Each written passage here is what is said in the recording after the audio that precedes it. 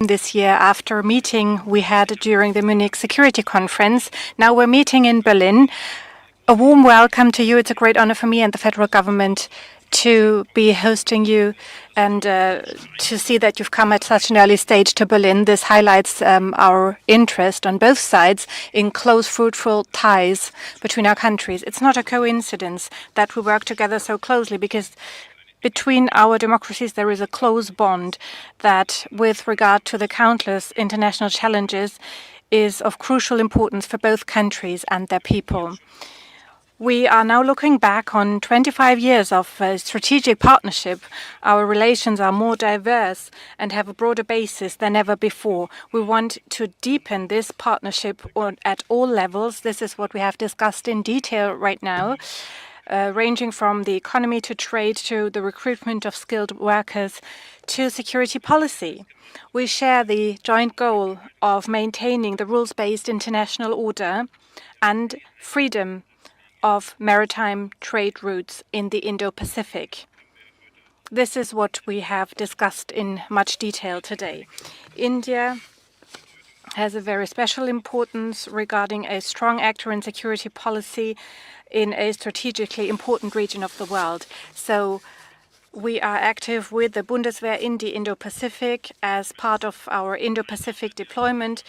The participation of the German Air Force in a big exercise of the Indian Armed Forces, port calls, exercises of the German and Indian navies. We've been engaged in all these areas and we are very happy about the existing cooperation. We want to build on it further. Questions of armament are also an area where we want to mutually cooperate. This is what we've also discussed today. All of this are symbols of our solidarity in global affairs, too, when it comes to preserving peace and security. In many places of the world, this is especially challenged right now. We agree peace and stability in the Indo-Pacific are closely intertwined with peace and stability in the Euro-Atlantic area. And we talked about the fact that our countries are united in our responsibility to preserve peace and stability. Jay, you know that for us in Berlin, the biggest security challenge is only a few hundred kilometers away. For 3 years, at the heart of Europe, the Russian war of aggression has been raging, calling into question the foundation of peaceful coexistence. We as Europeans work with our American and Ukrainian partners and friends on a ceasefire, on the fact that this war will soon come to an end so that Ukraine can find its peace as a sovereign state. Part of this is that we sanction those who still oppose peace. Currently, within the EU, we are talking with our partners about additional sanctions against Russia. We are looking especially at the energy sector here, where we are also thinking about lowering the oil price cap. Our goal is clear. We don't want to add more money to Russia's war chest. Jay, we also talked about a topic that affects India's security and global security. We all were appalled by the brutal terrorist attack on India on the 22nd of April. We condemned this attack on civilians in the strongest terms. Our deepest sympathy goes out to all victims and their families. After military attacks on both sides, and India, of course, has every right to defend itself against terrorism. The fact that now a truce is in place is something we appreciate very much. What is important now is that this truce remains stable, that dialogue can happen in order to find bilateral solutions for that conflict, taking into account the vital interests on both sides. Part of this, of course, is naturally effective cooperation in the fight against terrorism. Germany and India have been fostering a regular dialogue on the fight against terrorism for years, and we intend to intensify it further. A central topic of our exchange today was, of course, trade and economic affairs. Our two countries have always been working closely together. Germany is already India's most important trading partner in the EU. As the federal government, we are committed to finalizing a free trade agreement between India and the EU, and by the end of this year, which is ambitious. But in this dynamic world, we need ambitious goals for ambitious economic areas like ours. Together, we can really make a change for the better for the people in both our countries. In order to succeed, we need to improve conditions for our companies and mutually reduce trade barriers.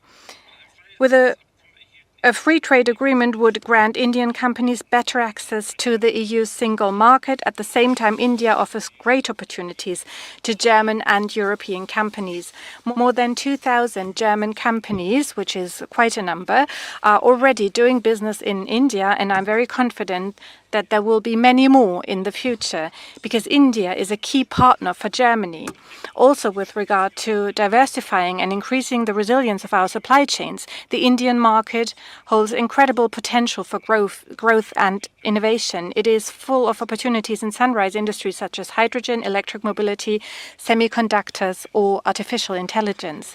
The technological skills of our companies fit well with those of their Indian partners. This has also been reflected at the Asia-Pacific Conference of German Business last October in New Delhi.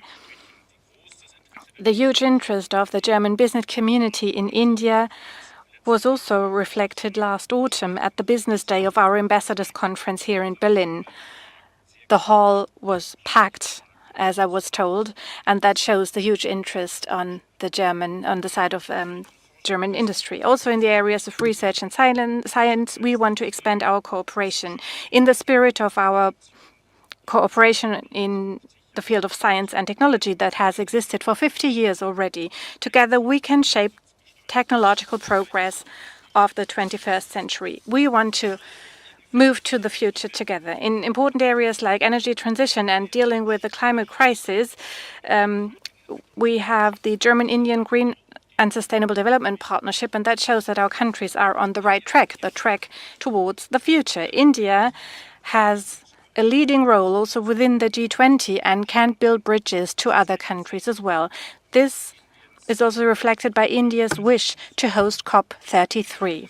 Another topic that we have discussed today unites our two countries literally in thousands of ways, and that is almost 50,000 young Indians make up the largest group of foreign students here at German universities.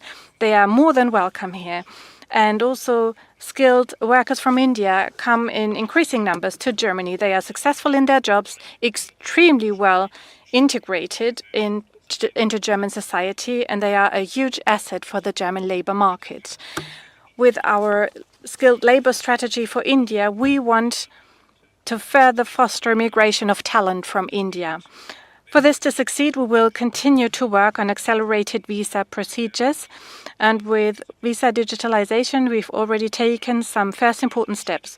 Jay, I'm looking forward to further steps in our common future as close partners. I'm very much looking forward to our cooperation, and I would like to thank you for our friendly and constructive exchange today in Berlin, and I'm sure we will continue it soon in India. Thank you.